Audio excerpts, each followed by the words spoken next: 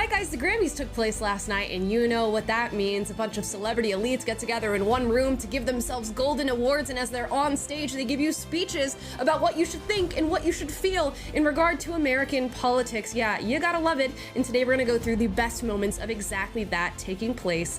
Let's talk about it. Yeah, you better. Yeah, you better.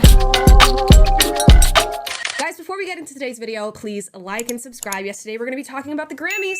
It was hosted by Trevor Noah. People of all types were in the crowd. Taylor Swift, Beyonce, Chappell Roan, Shakira, and everybody had something to say on this night. And of course, under a Trump administration, we're going to be talking a lot about politics, a lot about DEI, trans rights, voting, what we should do in response to this current administration. So we're going to go through some of our best moments from the Grammys last night, starting off with none other than Trevor Noah. Now, Trevor Noah says there's been a few changes in Washington, so this may be the last time I get to host anything in this country. Which is so wild to me, because of course he's discussing changes in the United States, and those changes include the Trump administration coming into power and Biden being out, okay? And Trevor Noah's hosting the Grammys under the Trump administration. Did anybody let him in? Did he not get the memo that Trump is currently in power and he's hosting in this country? Did he also not get the memo that he was famous and hosting shows and doing things of this nature when Trump was president the first time? What does he think's going to happen? Does he think something like what's happening in South Africa is going to happen in America? I guess we don't need to go there, right, though? We don't need to talk about your home country, Trevor Noah. We'll just keep that under wraps for now. Guaranteed, Trevor Noah's career is going to be fine. He will always have a place in political posturing, in late night, and hosting, whatever it is he wants to do, because those fields are absolutely dominated by the left. And interestingly enough, the Grammys comes around every year to remind us just how much the arts are dominated by left-leaning politics. Now, with that, we're going to move on from Trevor Noah to Chappell Roan. If you don't know who Chappell Roan is, she is like the pop star of the year. She's come out with songs like Good Luck Babe, Hot to Go. At the Grammys last night, she performed, I believe, Pink Pony Club from her hit album. And Chappell Roan is a young woman who, in her pop career and in her pop persona, she dresses up in what is considered to be drag. Yes, she's a female who does drag. It's heavily informed by the LGBTQ plus community and drag queens themselves. So, of course, she had to talk about trans people, trans kids, trans rights, because they're apparently under threat by this current administration.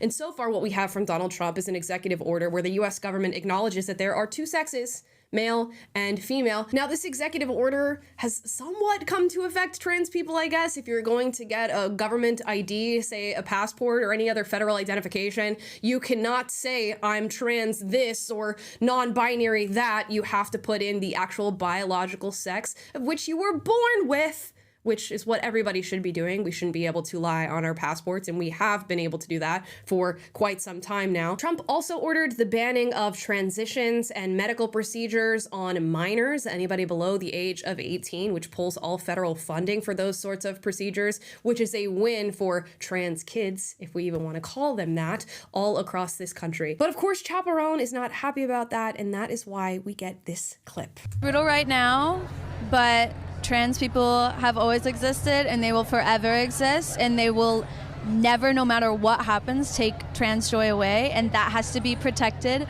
more than anything, because I would not be here without trans girls. So just know that pop music is thinking about you and cares about you, and I'm trying my best to like really stand up for you. Okay, you know, I don't know how much further. I was going to listen to it a second time just to really break down word for word what she says, but I don't even know that I need to. She says she's going to be here for trans people, that they will always exist and have always existed. There's no doubt in my mind that there have been people who think that they are a different gender who have existed for quite some time in human history these days. That doesn't mean that you are actually trans, that you are actually somebody who is born in the wrong body. It just means that people who think that they've been born in the wrong body have been around for quite some time. Now, she says that trans joy needs to be protected more than anything. And when she goes on to say why, it's because they've contributed to her career, and she wouldn't have a career dressing up as a drag queen on stage if it wasn't for trans people. That seems like a very short-sighted support for the argument that you're trying to make, but I digress. More than anything, though, I'm sure she has other reasons for wanting to protect trans joy more than anything, more than women's rights, which has been the major battle of people who are calling out transgender ideology and gender theory, more than the rights of children to grow up in the bodies that they were born in. Is it more important than all of those things, Chappell Roan? Get back to me on that. She won't. Because it's literally a keystone in her career, as she stated in that video. She would not be around, and she would most definitely not be appreciated for her drag queen dress up if it weren't for trans people and her support of said trans and gay people. So we can expect more of that in the future from her. Now, it wasn't just Chappell Roan who came to the defense of trans people. Lady Gaga did the same on stage at the Grammys. Let's watch the clip. Trans people are not invisible. Trans people deserve love. The queer community deserves to be lifted up. Music is love. Thank you. I just don't know where these celebrities are getting ideas that they don't exist or that they're invisible, or that's what's being stated by people on the political right, and not even on the political right, people who support Donald Trump or who are anti-gender theory and gender dogma. We understand that people with this affliction, people who believe these things about themselves exist, and guaranteed they're not invisible. In fact, trans issues have been the most visible issues that everybody in America could not help but hear about for what it seems like a decade now. You could not run away from this issue if you tried. So much so that it's on posters and billboards. Corporations are pushing for it. Every single politician is talking about it. They're teaching young 5-year-olds in school about gender transition and what it means to be gender fluid or non-binary or trans. You could not be more visible. Okay, we want to make that really clear. And for something that impacts such a small sliver of our population, it's amazing how visible these issues have become, which sort of points to this dogmatic, propagandized agenda that has been blatantly clear for, as I said, at least a decade now, that needs to slow down quite a bit. Trust. We know that people who believe they're trans exist. We know that you guys are not invisible. Now, Lady Gaga, again, is somebody who's had her career really bolstered by the LGBTQ plus community. She uses a lot of LGBTQ plus imagery. She is no stranger to drag and things of that nature. So a lot of her career is also funneled through this funnel of LGBTQ agenda. So I'm not at all surprised that this is what she's come out to support. She has made this abundantly clear time after time that this is where she stands on the issue. We've previously covered her doing a photo shoot with Dylan Mulvaney and supporting Dylan in his transition to be a woman. So we have once again this statement from Lady Gaga, which what does this accomplish? I don't know. Things are going to continue on the track that they're continuing on. And I guarantee it's only for the best of those who are suffering with gender dysphoria, but only time will tell us that. Now we're moving on from gender to race. Doechii won an award last night. I believe it was for Best Rap Album. I don't know if this is, I think it's a particularly female category. Now, she says in her acceptance speech, I know there's some black girl, so many black women watching me right now, and I want to tell you, you can do it. Anything is possible. Don't allow anybody to project any stereotypes on you. Now, she wins this award with the likes of other black women, Lauryn Hill and Cardi B, and she becomes the third black woman to take home this award. And I mean, black women have done it before. They will continue to do it, specifically in the rap category. I don't know who in this country is looking at black girls and black women and telling them that they can't do anything. In fact, we've seen a lot of rhetoric to the contrary, that black women and black girls are being pedestalized and given preferential treatment under things like DEI, which we're going to talk about in just a moment, and they have been for quite some time. This whole narrative that black people are oppressed in this country and held down under the thumb of white people, it's gotta give, doesn't it? At what point do we look around the room and acknowledge that black people are equal? I don't know that there's any more work we can do on the front of having equality in this country amongst black people, white people, Hispanic people, Asian people, yet the narrative is still pushed that there isn't equality, that black girls are being held down and told that they can't achieve anything. Y'all let me know what else we need to do. And funnily enough, this happens for Doechii, who's the third black woman to win this award, but Beyonce goes home with what? Album of the Year, I believe believe it's like her 33rd or 35th Grammy. She has more Grammys than the Beatles, a whole entire group of white men. So what are we talking about, especially when it comes to the music industry? The imprint that Black women in particular and Black people at large have left on the music industry is completely undeniable. Not to mention the fact that Beyonce took home her award in the category of country, or at least that's the genre that her album was made in.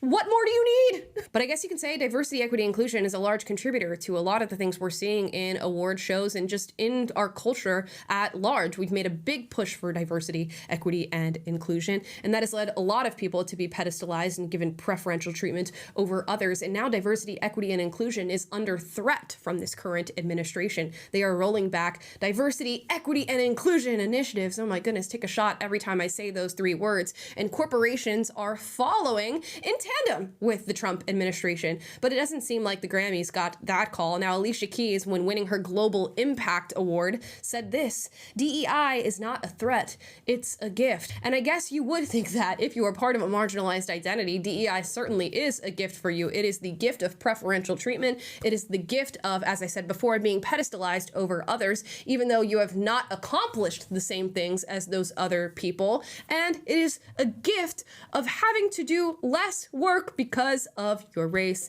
your gender, and your sex, although we might not be ready for that conversation. Okay, if we really wanted to give a gift to the American people, it'd be the gift of equality and not equity. But here we are in the battle of DEI, and in my opinion, it needs to DIE.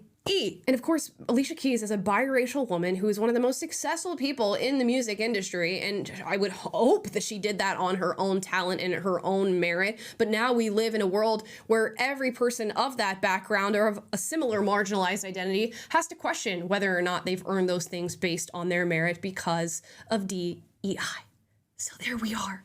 Now we're going to move on from Alicia Keys to another OG in the music industry, and that is Shakira. And of course, she's going to bring up the topic of immigration. She says, I want to dedicate this award to all my immigrant brothers and sisters in this country. You are loved, you are worth it, and I will always fight with you. Now, how is she fighting with them? I don't know. Maybe Shakira has some charity somewhere where she's working for those who are seeking asylum or working with those who want to enter this country illegally, but maybe she's just fighting with them with her words, which is what a lot of these celebrities do. They get on stage, they say their piece, and then they pat themselves on the back as if they've accomplished anything for the issues and movements that they are discussing. And I gotta say, legal immigrants are not under attack in this country. We encourage people who want to come into this country to go through the legal channels. We have to make sure those legal channels are actually established, though, and that we don't just let anybody and their immigrant mother, brother, and sister into this country all willy-nilly, as we've been doing for the past 4 years. And as of late, this administration is focusing on ushering criminals out of the country. So are these the immigrant brothers and sisters that you are loving, that you think are worth it, and that you are fighting for? Shakira, let me know. It's just so crazy. There's like no other country in the world where you can just waltz in on an illegal basis and then put down your flag and say that I'm staying here, but in this country you get to do that. In fact, in LA, currently, there are protests happening in the streets with migrants just bringing, Mexican flags or flags for whatever country they're with. They're flying them in the air and they're literally burning the American flag in the street. Are those the immigrant brothers and sisters that you are fighting for, that you think are worth it and that you are loving, Shakira? Let me know. Shakira is not the only one who called out this current administration and wanted to call out others who are working in tandem with this administration. We have this very last clip, at least as far as leftist celebrities go, at Janelle Monae. She went to a Grammy after party, and you'll remember that Snoop Dogg and Nelly were at the presidential inaugural ball, I believe, and they were there performing, promoting President Donald Trump, Make America Great Again, Make America Healthy Again, all those things. Now, Janelle Monae decided to call out Nelly at the Grammys after party with a big F you. Let's watch the clip.